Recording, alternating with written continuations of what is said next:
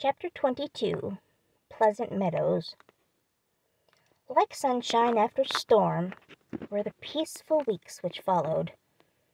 The invalids improved rapidly, and Mr. March began to talk of returning early in the new year. Beth was soon able to lie on the study sofa all day, amusing herself with the well-beloved cats, at first, and in time with Doll's sewing, which had fallen sadly behindhand. Her once active limbs were so stiff and feeble that Jo took her daily airing about the house in her strong arms. Meg cheerfully blackened and burnt her white hands, cooking delicate messes for the dear, while Amy, a loyal slave of the ring, celebrated her return by giving away as many of her treasures as she could prevail on her sisters to accept. As Christmas approached, the usual mysteries began to haunt the house, and Jo frequently convulsed the family by proposing utterly impossible or magnificently absurd ceremonies in honor of this unusually merry Christmas. Laurie was equally impracticable, and would have had bonfires, skyrockets, and triumphal arches if he had had his own way. After many skirmishes and snubbings, the ambitious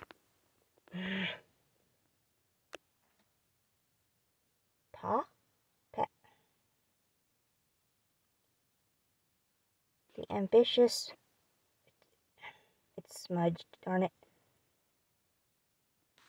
something, were considered effectually quenched. Pain, maybe? The ambitious, I don't know, were considered effectually quenched, and with forlorn faces, which were rather belied by explosions of laughter when the two got together. Several days of unusually mild weather, filthy and ushered in a splendid Christmassy day. Hannah felt in her bones that it was going to be an uncommonly plummy day, and she proved herself a true prophetess, for everybody and everything seemed bound to produce a grand success. To begin with, Mr. March wrote that he should soon be with them. Then Beth felt uncommonly well that morning, and being dressed in her mother's gift, a soft crimson merino wrapper, was borne in triumph to the window to behold the offering of Jo and Laurie. The Unquenchables had done their best to be worthy of the name, for like elves they had worked by night and conjured up a comical surprise. Out in the garden stood a stately snow maiden, crowned with holly, bearing a basket of fruit and flowers in one hand, a great roll of new music in the other, a perfect rainbow of an afghan round her chilly shoulders, and a Christmas carol issuing from her lips on a pink paper streamer. The Jungfrau to Beth.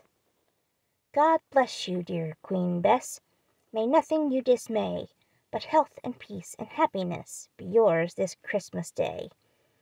Here's fruit to feed our busy bee, and flowers for her nose, her music for her piano, an afghan for her toes. A portrait of Joanne, see, by Raphael No. 2, who labored with great industry to make it fair and true.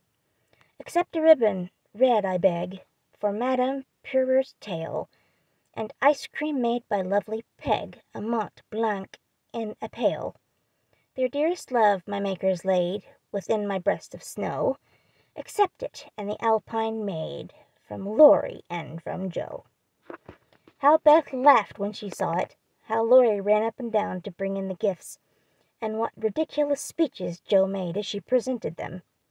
I'm so full of happiness that if Father was only here I couldn't hold one drop more, said Beth, quite sighing with contentment as Jo carried her off to the study to rest after the excitement, and to refresh herself with some of the delicious grapes the Jungfrau had sent her.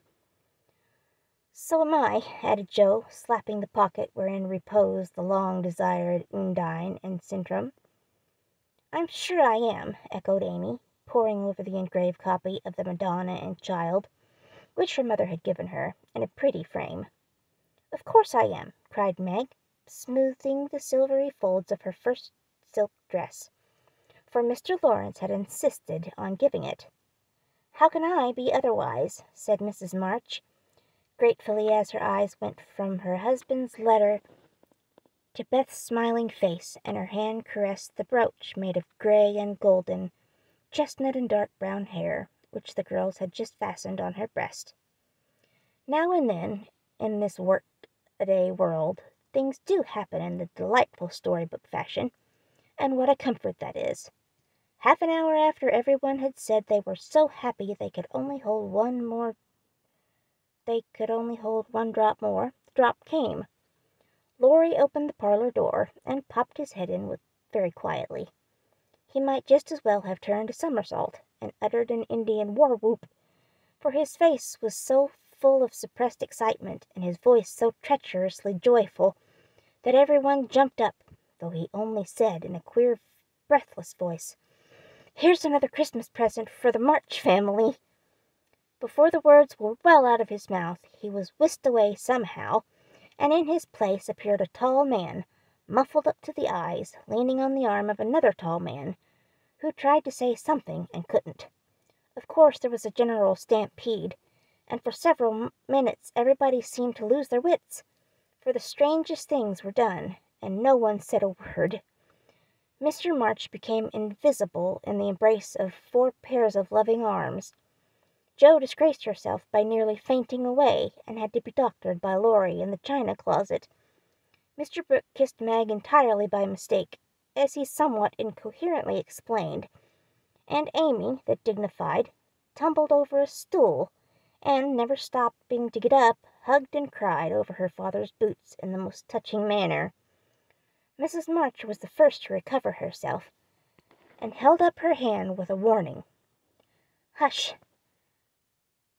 Remember Beth!" But it was too late.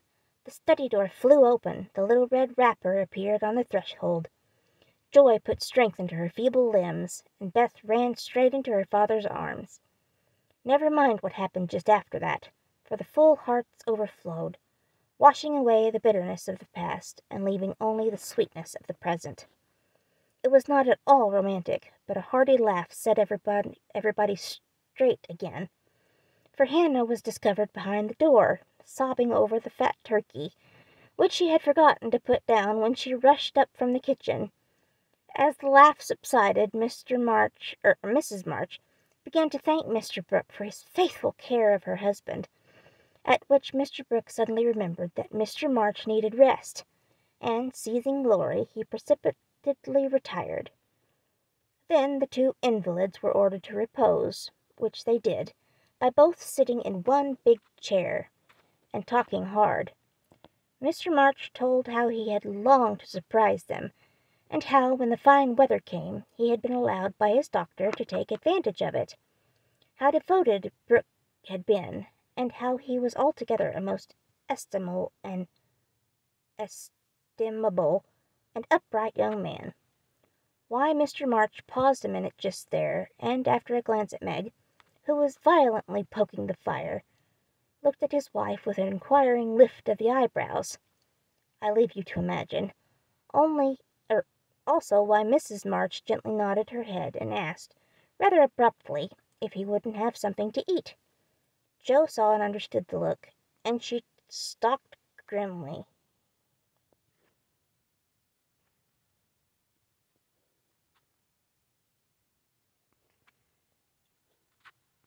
Okay. Blank page for some reason. Stalked grimly away to get wine and beef tea, muttering to herself as she slammed the door, "I hate estimable boys. Estimable... oh my gosh. I hate estimable young men with brown eyes." There never was such a Christmas dinner as they had that day. The fat turkey was a sight to behold when Hannah sent him up, stuffed, brown, and decorated.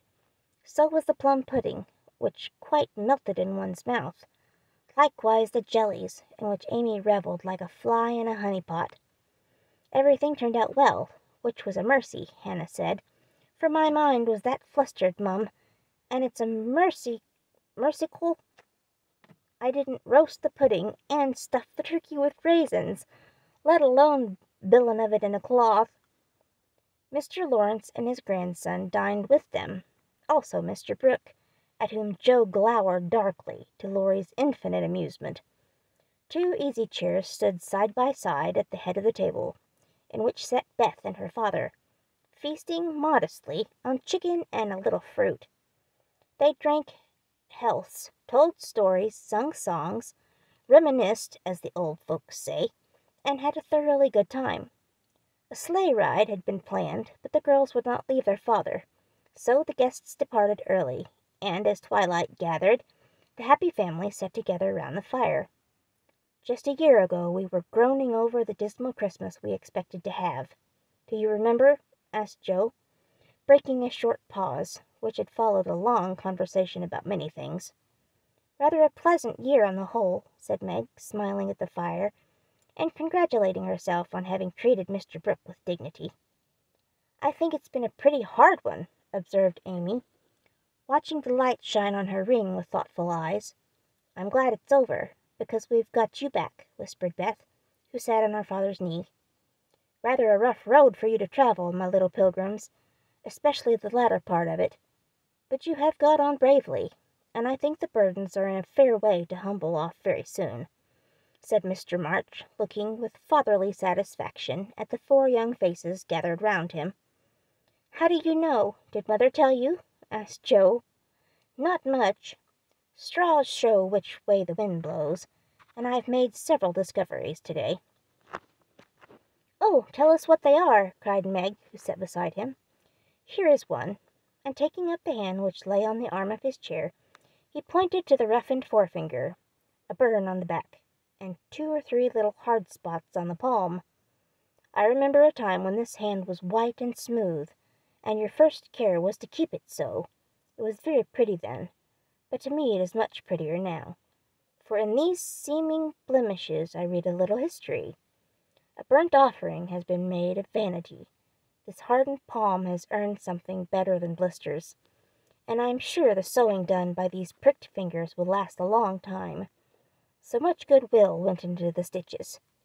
Meg, my dear, I value the womanly skill which keeps home happy more than white hands or fashionable accomplishments. I'm proud to shake this good, industrious little hand, and hope I shall not soon be asked to give it away. If Meg had wanted a reward for hours of patient labor, she received it in the hearty pressure of her father's hand, and the approving smile he gave her. What about Joe? Please say something nice, for she has tried so hard, and been so very, very good to me, said Beth in her father's ear. He laughed, and looking across at the tall girl who sat opposite, with an unusually mild expression in her brown face, in spite of the curly crop, I don't see the son, Joe, whom I left a year ago, said Mr. March. I see a young lady, and neither whistles, talks slang, nor lies on the rug, as she used to do. Her face is rather thin and pale, just now, with watching and anxiety, but I like to look at it, for it has grown gentler, and her voice is lower. She doesn't bounce, but moves quietly, and takes care of a certain little person in a motherly way, which delights me. I rather miss my wild girl, but if I get a strong, helpful, tender-hearted woman in her place, I shall feel quite satisfied. I don't know whether the shearing sobered our black sheep, because I don't know whether the shearing sobered our black sheep, but I do know that in all Washington I couldn't find anything beautiful enough to be bought with the $25 which my good girl sent me. Joe's keen eyes were rather dim for a minute, and her thin face grew rosy in the firelight as she received her father's praise, feeling that she did deserve a portion of it. Now, Beth, said Amy, longing for her turn, but ready to wait. There's so little of her I'm afraid to say much, for fear she will slip away altogether, though she is not so shy as she used to be, began their father cheerfully, but recollecting how nearly he had lost her, he held her close, saying tenderly, with her cheek against his own, I've got you safe, my Beth, and I'll keep you so, please God. After a minute's silence he looked down at Amy, who sat on the cricket at his feet, and said with a caress of the shining hair, "I observe that Amy took drumsticks at dinner, ran errands for her mother all afternoon, gave Meg her place tonight, and has waited on everyone with patience and good humor. I also observe that she does not fret much, nor prink at the glass, and has not even mentioned a very pretty ring which she wears, so I conclude that she has learned to think of other people more, and of herself less, and has decided to try and mold her character as carefully as she molds her little clay figures. I'm glad of this, for though I should be very proud of a graceful statue made by her, I shall be infinitely prouder of a lovable daughter, with a talent for making life beautiful to herself and others." "What are you thinking of, Beth?" asked Joe, when Amy had thanked her father, and told about her ring. "I read in Pilgrim's Progress today how after many troubles Christian and Hopeful came to a pleasant green meadow, where lilies bloomed all the year round, and there they rested happily, as we do now, before they went on to their journey's end," answered Beth, adding as she slipped out of her father's arms and went slowly to the instrument, "It's singing time now, and I want to be in my old place. I'll try to sing the song of the shepherd boy which the pilgrims heard. I made the music for father, because he likes the verse." So, sitting at the dear little piano, Beth softly touched the keys, and in the sweet voice they had never thought to hear again, sung to her own accompaniment the quiet hymn, which was a singularly fitting song for her. "He that is down need fear no fall, that he that is low no pride. He that is humble ever shall have God to be his guide. I am content with what I have, little be it or much. And Lord, contentment still I crave, because thou savest such. Fullness to them a burden is that go on pilgrimage. Here little and hereafter bliss is best from age to age."